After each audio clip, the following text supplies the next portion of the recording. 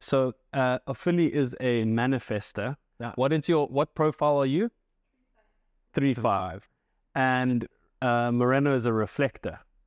So what advice do you have for a manifestor living with a reflector, or a reflector living with a manifestor? What can go on here? That's an interesting combination. Looking at type, one of the first things we can see is aura. So when you look at type in human design, think of it as like there's 4 different vehicles that you could be riding around in this life. Each vehicle has a different fuel that it needs. Each vehicle, looks kind of different. Each vehicle has a different operating manual.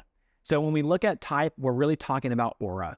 And in human design, aura isn't like the woo-woo, just like the energy you're putting out there. Human design, we look at it as a very mechanical, structural way that your energy is designed to meet the world. Okay.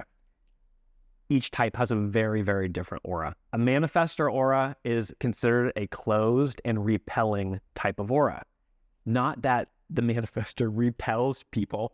And the weird thing for me, just a side note, something about my design attracts manifestors. The majority of my clients have been manifestors. The majority of my partners have been manifestors. It's an interesting thing that I'm still curious about, of just like why they come into my life. Here in Bali, I've met 4 manifestors already, which is, statistically speaking, kind of cool. But pretty interesting.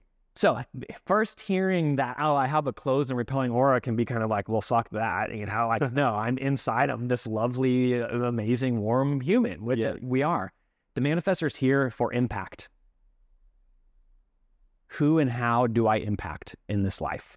They're here to bring new things into the world. Manifestor is the only type that doesn't really have to wait for anything. Everybody else, we're kind of waiting to respond as a generator, or for an invitation as a projector, or the moon as a reflector. So we're more of these like kind of receptive, like we need to wait before our life can happen. Manifestor, it's kind of like, I'm going to go out and get it.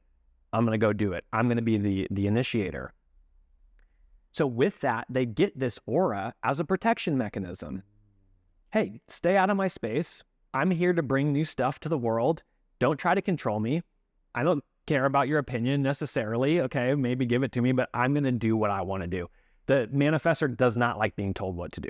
Nobody really does, but them especially. So they have this aura as kind of this protection mechanism. Once they're kind of on their path doing their thing, they're extremely attractive. They're extremely magnetic. But still, that aura is there to impact the world. So when we look at generators and projectors, we're more vulnerable from conditioning from the people around us, because our aura doesn't really have that protection mechanism built into it.